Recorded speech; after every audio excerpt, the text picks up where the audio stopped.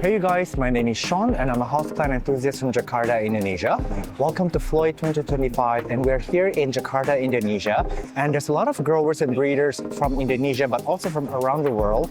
Usually I do these episodes in long format, so I would do like a 30-minute episode. But today I'm going to keep it short, I'm going to cut to the chase and select only the best of the best. So let's get this started. This is one that Eddie recommends. This is the Anthurium Dragonfire, and it is a cross between the Golden Dragon and the BEVP Tezula. And he has a few numbers for these. I think 2 of them are going to the United States. And this is the one that you're seeing now is a number 5. And Eddie says this is actually not perfect yet. So by the time you watch this video, if you're interested in this series, you can check out his Instagram for more updated. I'm sure he'll have more to show you at the time.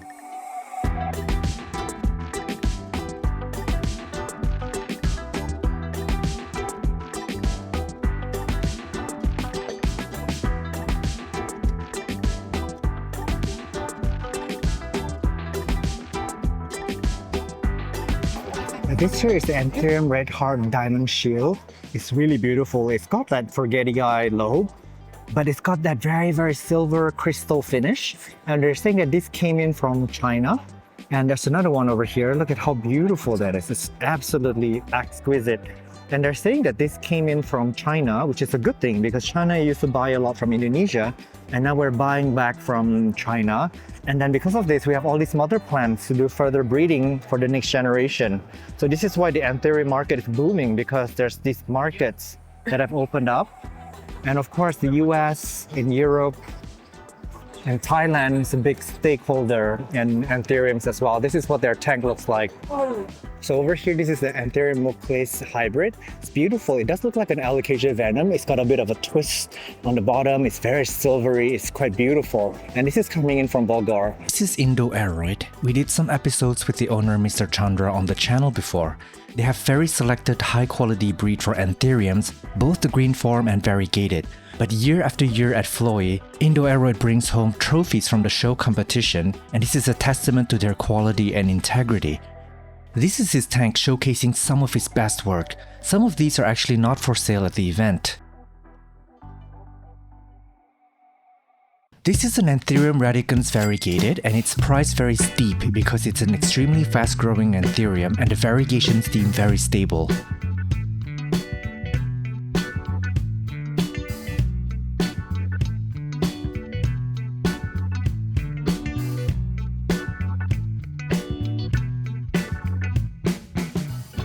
I am at Harvest Stuff, and this one actually called out to me. Now, there are a lot of Anthuriums in this show, but I walked by a lot of them without giving a second look, but this is rather interesting.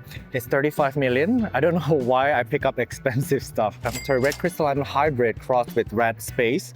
And what I really like about this one is that it's got beautiful emergent leaf. Look at how beautiful that color is. And then it fades into this. And of course, this is grown well. The sibling is behind it, which is going to suggest that this might be a plant that is quite hardy. It fades into like this beautiful yellow variegation. It's got beautiful crystal finish to it. And the shape, it's got like very beautiful. It is, I think, one that might be easier to care for than the other Anthurium. It also seems like it's got a very thick leaves. So yeah, this one really did just call out to me out of the hundreds and thousands of Anthuriums around. And also in the same booth here, this is one that I featured before as a short on my channel. This is the Tortum cross with Florida Beauty. It is one of my favorite Philodendron hybrids, and they are actually 500,000 Indonesian rupiah for something this size. I think the bigger one would be more expensive, but this is one hybrid that I particularly like, and I do recommend it for everyone, only because the Tortum and the Florida Beauty are both very vigorous growers. They're very good parent plants, and this one, every leaf will give you a surprise. It's got that Tortum thing going on, so you'll have a variation of variegation and variation of shapes within one plant. Very interesting texture, so easy to care for. And yeah, but I think by the time you see this episode, this plant would have been a little bit more affordable, hopefully. But this is one to keep an eye out for.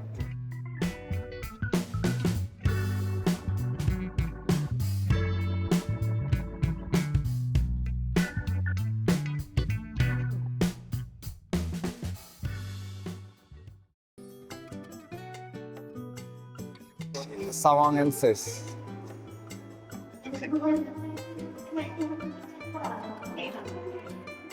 This one caught my eye. It's a Willinkii polar bear. It looks to me from far away like a pelvis bone, or if you look at it another way, it does look a little bit like a butterfly. It's really, really quite interesting, this one. I love how it's center parted in the middle. So it gives you that symmetry that a lot of the Platycerium, like a lot of them lack that symmetry.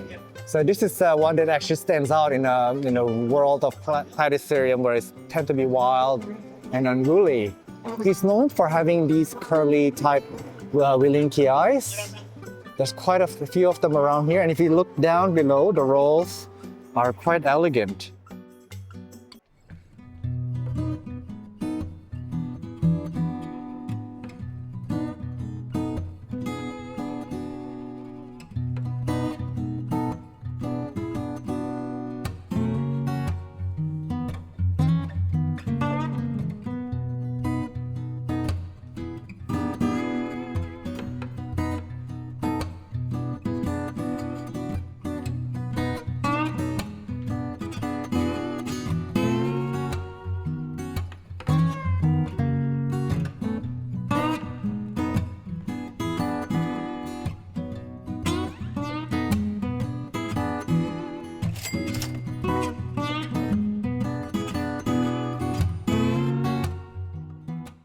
This is from mounting Platyceriums.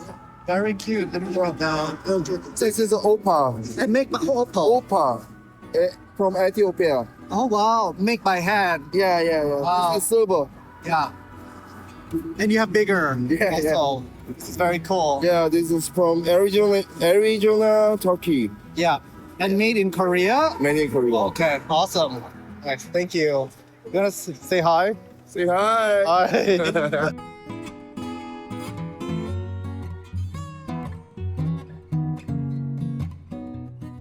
Here's the Monstera deliciosa iceberg, and it's actually a mutation from the contorta. And you were just telling me earlier that there are details on the leaf that's very complex. First of all, it's very contorted, hence the name contorta. Normally it's like a white variegation, but this one has like a bit of yellow in some spots. It's got a bit of splash going on, it's got some white. So right now, this kind of contortion is doing really, really well in the Monstera world. I'm honestly not the biggest fan of it, but I can appreciate their sculptural quality, how random things grow in these Monsteras. And of course, if people think they're valuable, then they are, because we assign values to plants. So beauty is in the eye of the beholder, and this is one that they recommended.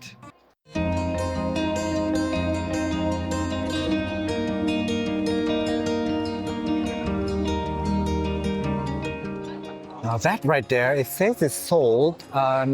It's actually a Monstera devil, if I'm not wrong. And it's so weirdly contorted.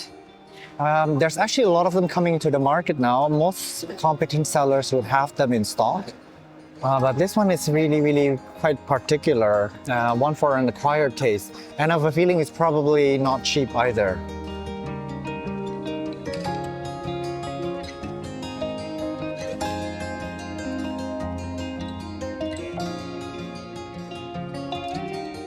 Okay, but mostly for me, looks to me like the Flamicita, which we featured at my garden in the US.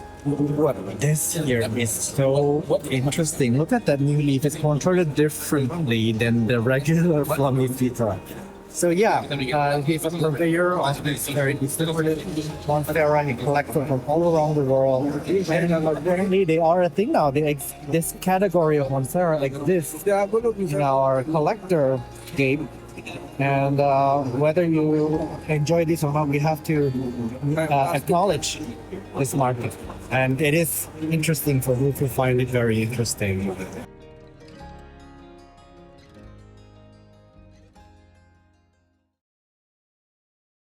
Alright you guys, this is the Hoya lacunosa lumina silver. Now I filmed this back in the B Hoya. Feel free to check that episode. I'm going to link that up above. And at the time, I wasn't allowed to film this, but this one now is out in the market and it has a name. So what's really particularly amazing about this is that it's got beautiful silver splash evenly throughout all the leaves, so it's quite a beautiful silvery finish. And then it's albo marginata, so it's variegated on the outside, giving you a clear view of the silver right in the center of it. And every leaf is slightly different one from another, and as a lacunosa, it's easy to care for, and it also flowers quite profusely.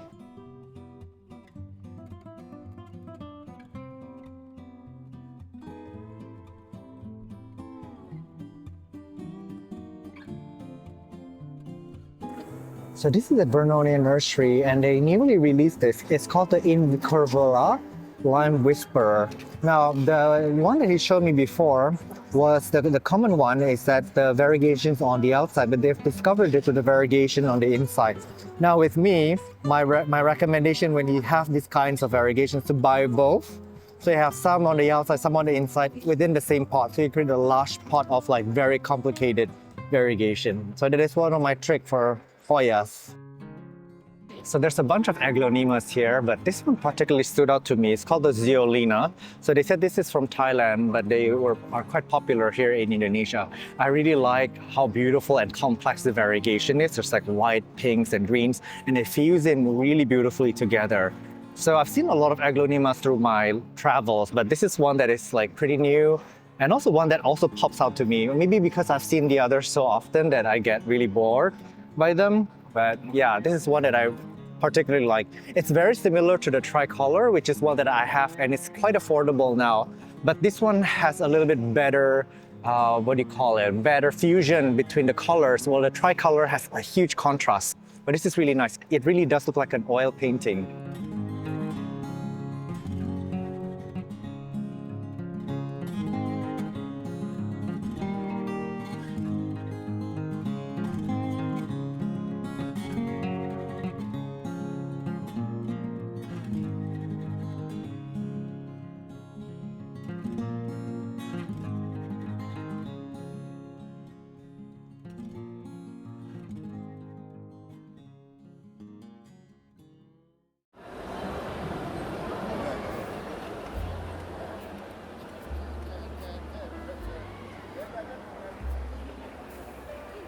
So back there, that's actually an Alocasia cuprea, the one that I held in my hands a few years back. And it's just grown more and more pups and babies. And he's not actually sure if this is a cuprea because it looks morphologically slightly different from cuprea, but a lot of these came from nature. So he's propagated it and have a lot of duplicate babies, and now they're ready for sale. He doesn't really have a name for it, so he's still calling it the cuprea. But I want to bring your eyes to this here. This is actually a Musa nono, a banana. And what's happening is that they're growing it out of tissue culture, and they're finding so many mutants of these new varieties. This is very, very ornate. This is so beautiful. It reminds me more like an Aglaonema or a Caladium than Musa. So look at all these over here. They're all like siblings, but then they also have a few varieties back here. These are all the same mutation from Musa nono. And they're all quite beautiful. This one here stood out to me. It's quite pretty. And look at just that one over there. My gosh, this really, really captured my attention. This is very, very beautiful. Bananas are actually quite easy to grow. And they do like bright indirect light. You can give them a bit of dappled direct sunlight, they'll do fine. And they give you pups and offsets. So they make really, really wonderful plants to grow and share. But they do need a bit of space, so make sure you have them. This one says it's an Abelmoscas keriting variegated. Keriting means curly in Bahasa.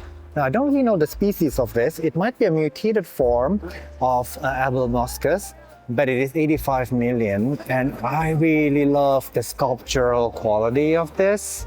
It looks so beautiful. And it does, from far away, look a bit like a begonia, but it does also look like a Selaginella. I mean, if begonia and Selaginella ever had a baby, this is probably what it would look like.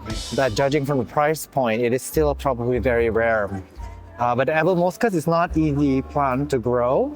I believe they're from Indonesia.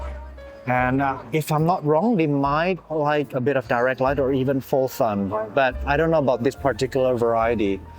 But it is quite stunning, so I'm gonna give it a minute.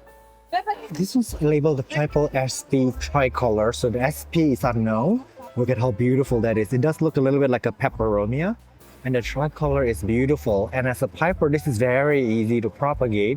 And something tells me that this is one of the pipers that are easy to care for because the leaves are quite thick. So this is really, really quite beautiful. I quite adore this one. Very peculiar. Love the lime green.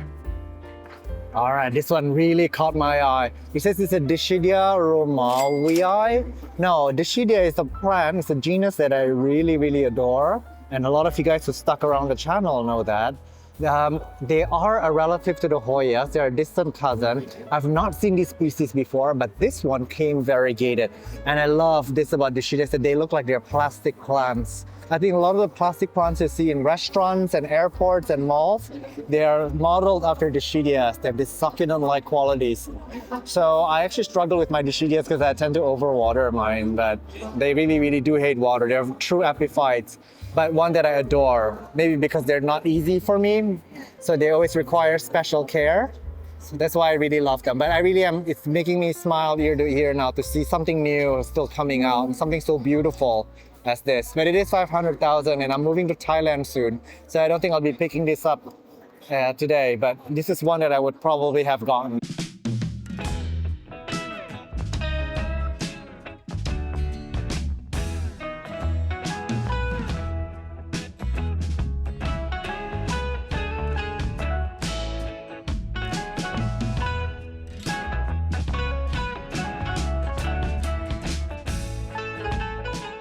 Now, will you look at these beautiful Peperomia variegated? These are the Argyrias. Now, a lot of them do look sick, and just so you know, variegation is in fact a kind of sickness. So these are actually quite new. I've not seen this kind of variegation before. This is the Caparata, and there's many type of Caparatas around, many variegation. I know that a lot of them come from Bogor. They mutate quite a lot near Indonesia, here in Bogor. This is the Metallica, and it's quite interesting because the leaves are quite big for Metallica. And one more thing about Peperomias is that they do hybridize quite easily. They're always in bloom. So I would like to see these guys more in collectors, in gardens, because they are indeed quite beautiful. Look at this one here. This is so stunning. They do quite well indoors. They're very good to propagate. They're quite easy. They're actually tropical succulents, so they like it a bit on the dry side. They like it cooler. And when I say dry, I mean that their media cannot be too wet. But they also do like a little bit of humidity, but they don't suffer when you don't have that humidity. But some of these crinkly varieties, like the Caparatas, they do need a bit more humidity than your Agarias and all those that have a flatter surface. Some of these I reckon are probably hybrids of some sort, or maybe this is the Argyria that's variegated and mutated. That's why their leaf is a little bit contorted. But it really quite interesting. Thank you so much for watching this all the way to the very end. I kept this episode very short as I focus on plants we have never featured before on the channel. I come to the FLOII show every year and my previous videos are extremely long and detailed. Please check out those if you can't get enough of tropical plants out of Indonesia. If you wish to be part of my botanical mission to cover the best plants from around the world, for as small as a cup of coffee a month, you may join my Patreon at patreon.com/Sean from OnlyPlants. Or you may join as a YouTube member. Once you are subscribed to my channel, you should see a join button next to my channel name. For the rest of you, just by watching these videos all the way to the very end, sending it likes, and commenting on the videos helps me leaps and bounds. I will see you guys in the next one. Bye!